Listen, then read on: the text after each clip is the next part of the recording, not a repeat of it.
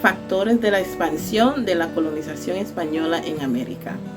La colonización española en América inició en 1492, motivado por tres factores principales: la búsqueda de las riquezas, la expansión de los cristianismos y el afán del dominio político y territorial. Estos elementos pulsaron una de las transformaciones culturales más profundas de la historia del continente. Una de las huellas más duraderas fue el idioma. El español se convirtió en la lengua predominante, desplazando en gran medida a las lenguas indígenas. Hoy, millones de personas en América Latina hablan español como lengua materna, reflejo del impacto colonial. La religión también fue determinante. La Iglesia Católica, con el apoyo de la corona, impuso su fe en todo el territorio, construyendo iglesias, fundando misiones y eliminando cultos indígenas. La religiosidad popular y muchas festividades actuales provienen de esa época. En arquitectura, las ciudades adoptaron el estilo colonial.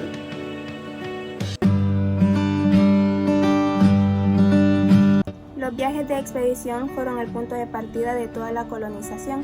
El primer viaje fue en 1492, liderado por Cristóbal Colón, quien partió con 3 embarcaciones, la Niña, la Pinta y la Santa María, con el objetivo de llegar a Asia, pero terminó llegando a América.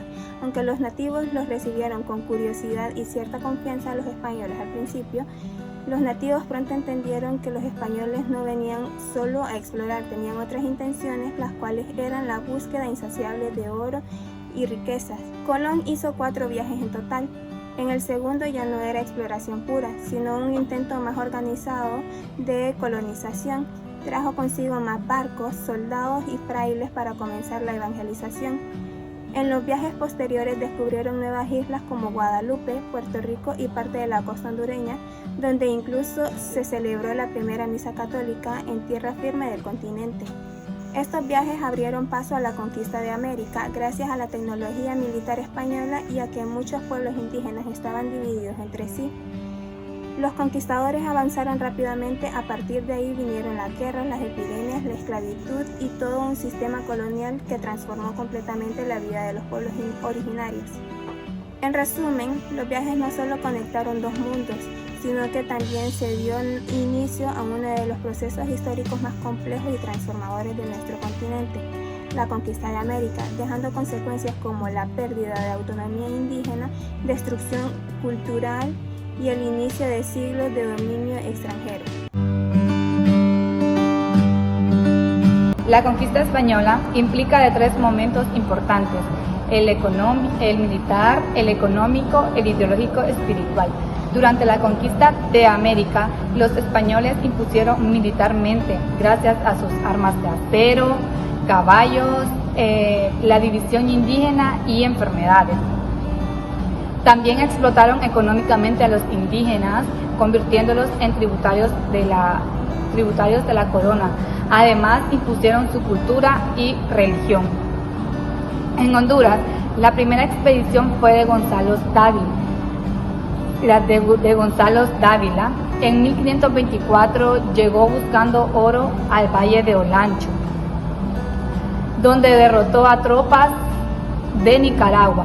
Luego Hernández envió a Cristóbal de Olid para buscar un paso entre océanos, pero Olid se rebeló y finalmente fue ejecutado y decapitado por Francisco de las Casas. En 1526, la Audiencia de Santo Domingo nombró a Diego López como gobernador, quien agravó la esclavitud de los indígenas. Tras su muerte, Andrés de Carcedo asumió su mando. Hernández Cortés llegó a Honduras para establecer el orden y reforzar la colonización, llevando provisiones, plantas, ganado desde Cuba y Jamaica. Pedro de Alvarado, aunque no fue nombrado oficialmente, pactó con Francisco de Montejo para quedarse en Honduras.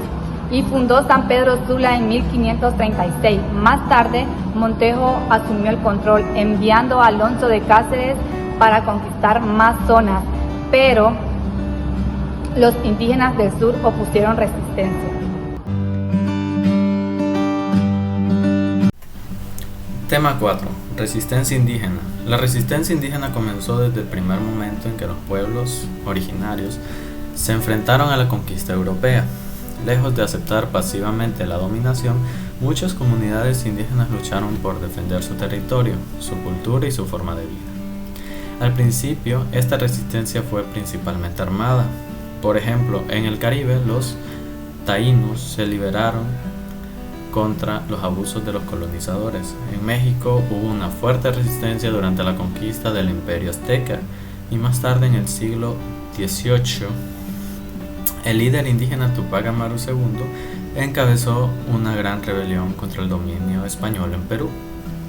En el sur de América, los mapuches ofrecieron una de las resistencias más prolongadas, luchando durante siglos por su autonomía en lo que hoy es Chile y Argentina.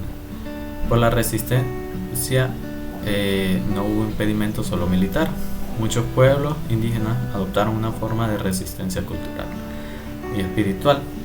A pesar de la evangelización forzada y la represión, continuaron practicando sus religiones, conservando sus lenguas, mantuvieron vivas sus tradiciones a través de la oralidad, el arte y la educación comunitaria.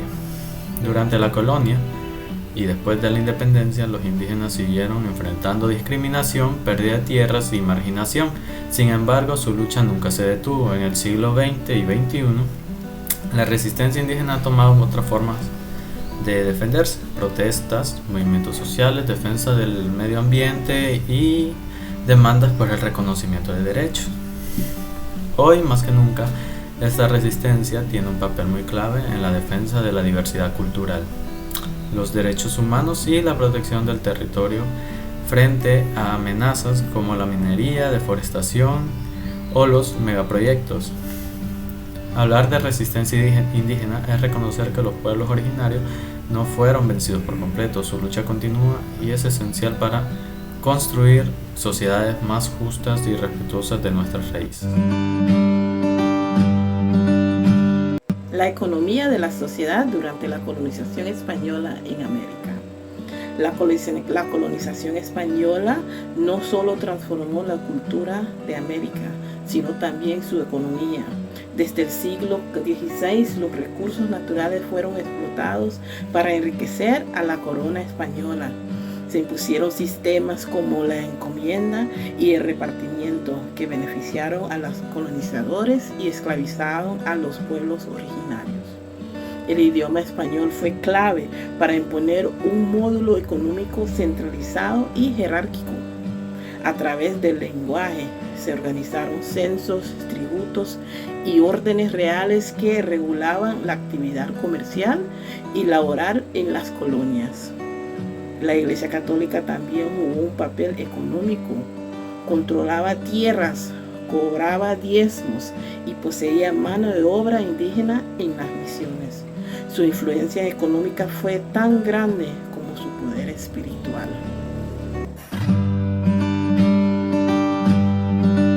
Uno de los cambios más fuertes que dejó la colonización fue la imposición de la religión católica. Desde el inicio, los españoles venían con la orden de que los pueblos indígenas abandonaran sus creencias y adoptaran la fe católica. Incluso el Papa Alejandro VI emitió un permiso a la corona donde estableció que todos los habitantes del Nuevo Mundo debían ser evangelizados. Una de las formas más comunes fue la doctrina, que consistía en enseñar la religión a los indígenas mediante un sistema organizado. Los niños asistían todos los días a clase de religión y los adultos al menos 3 veces por semana. Sin embargo, esta conversión no fue pacífica ni respetuosa en todos los casos. La religión se impuso como parte de un proceso de dominación cultural. En Honduras, esto se vivió con la construcción de iglesias, la creación de obispados en lugares como Trujillo y Comayagua, y la prohibición de los rituales tradicionales indígenas. Sin embargo, con el tiempo no todo desapareció.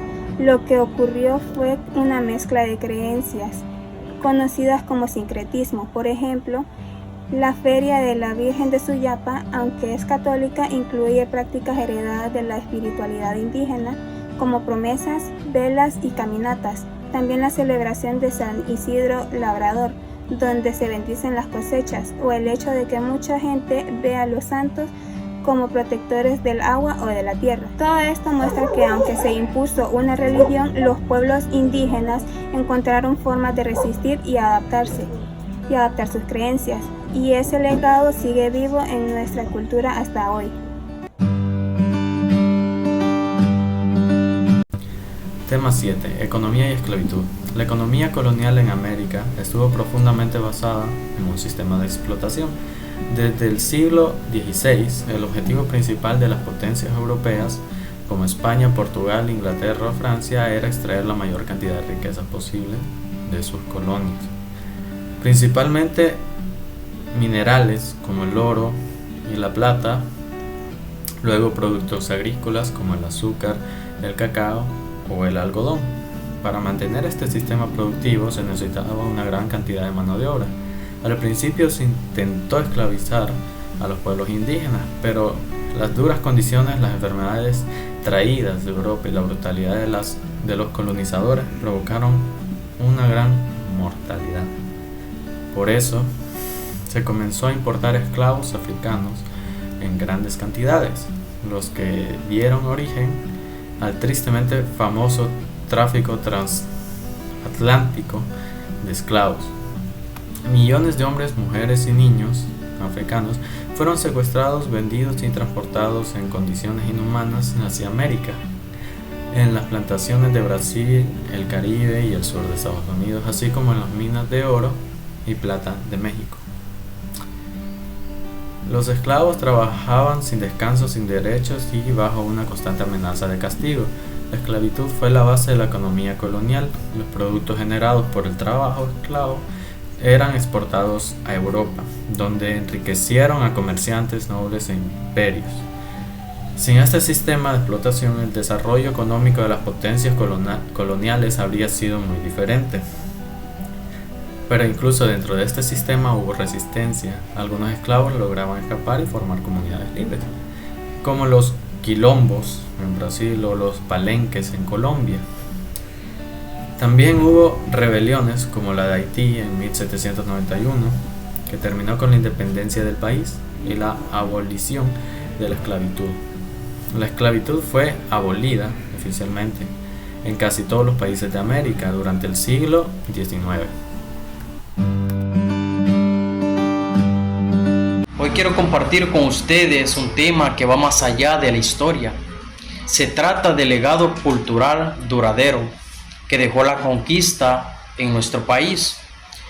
Cuando los españoles llegaron a estas tierras, no solo cambiaron mapas y territorios, también dejaron una huella profunda en la cultura, en la forma de vivir, de hablar y de pensar.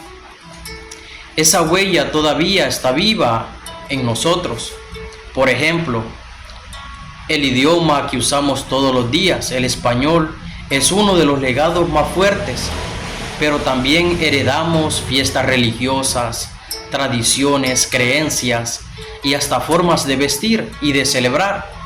¿Quién no ha ido alguna vez a una feria patronal o a una procesión de Semana Santa? Eso viene directamente de aquella época. Las ciudades coloniales como Comayagua o Gracias a Dios conservan iglesias, plazas y casas que nos hablan de un pasado que sigue presente, incluso en nuestro sistema de leyes, el gobierno.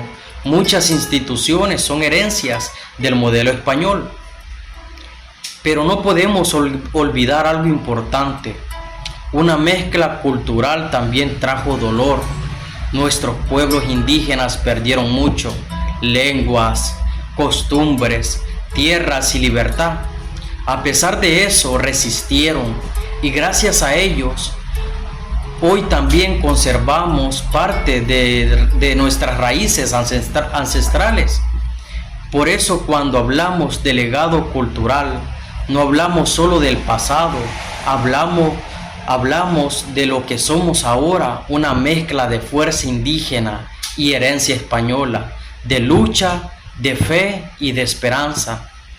Y para terminar, quiero dejarles algo en el corazón.